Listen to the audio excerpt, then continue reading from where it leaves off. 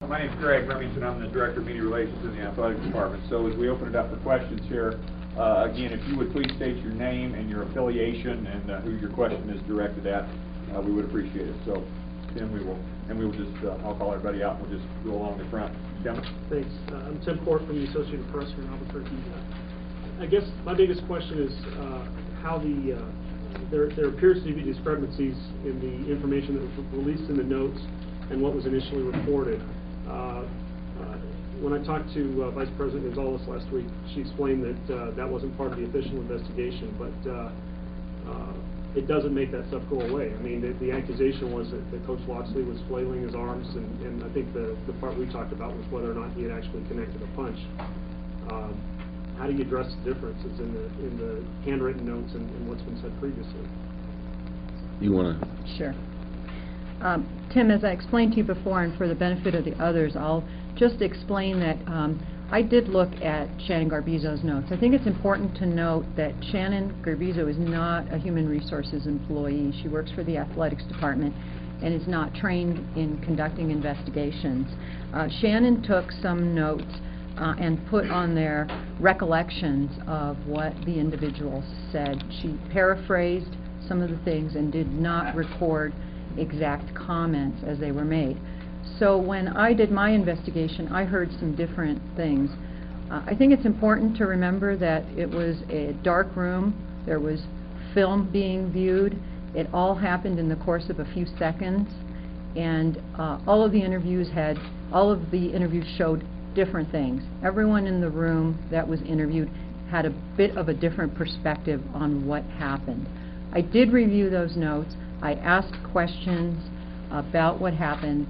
I asked individuals to demonstrate to me what they saw, and as a result of what I heard, going back to the police report, I think I could safely say that no one in the room saw that Coach Gerald was punched in the mouth, as he alleged in the police report, and Coach Gerald also alleged that he was grabbed by the collar. I could safely say, after talking to everyone, that yes, individuals could confirm that he was grabbed by the collar.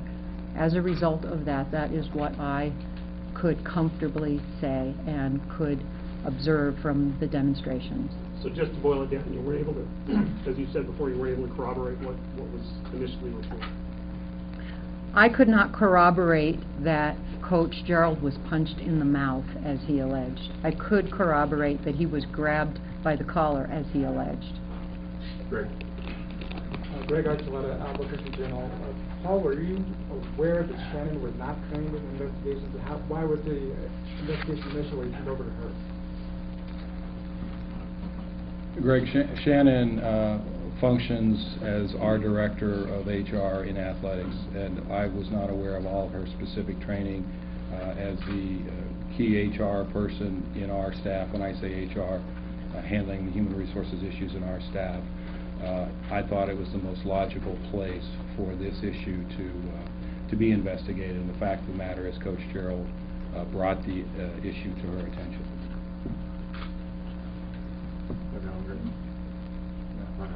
Right. Mr. Krebs, Bryce Morey, Daily Lobo. In the hiring process of Coach Locksley, was anything made aware to you about the incident that was reported on ESPN, like the throwing of the chair? Was any of that made aware to you in the hiring process? We've hired a search firm in this process. The search firm did a background check. There were no issues brought to our attention as a part of that background check. Additionally, in athletics, we conducted a background check as well, and there were no issues brought to our attention. My understanding, one of the individuals in one of the instances cited in the ESPN report has been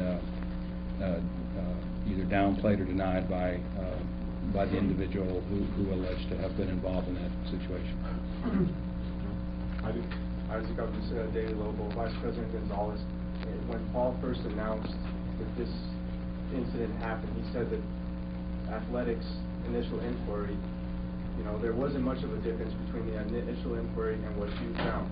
But it seems that there is a significant difference, because in Garbizo's notes, there was flailing of punches, and he was choked. Can you explain why Paul said that? Why he said there was not much of a difference, but yet it seems there is? I think I'll explain that as a result of the outcome of the investigation. What, at the end of the day, I could comfortably say I could confirm from what all of the witnesses told me was not different than what Paul Krebs his initial impression was. So after the investigation, what I could corroborate from witness and from the witnesses and from the police report was consistent with what Paul Krebs understood to be the outcome. What did the coaches exactly tell you, so you can clarify that, and so that the dispute between the two notes is clarified between Garbizo's notes and your official investigation? What was said by the coaches? What was the exact phrasing used?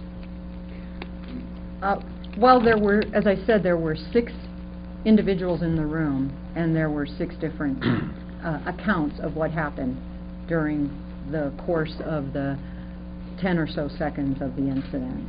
DeGore in Garbizo's notes, DeGore said that Locksley choked and was swinging at Gerald. What was his exact phrases to you? Did he recant that? What was said? There were some differences in what I was told and in some of Shannon's notes, but I will say that Shannon's notes are not direct quotes of what the individual said. Shannon paraphrased individuals and wrote her recollections of what they said. Well, can you tell me Hold on. Maria.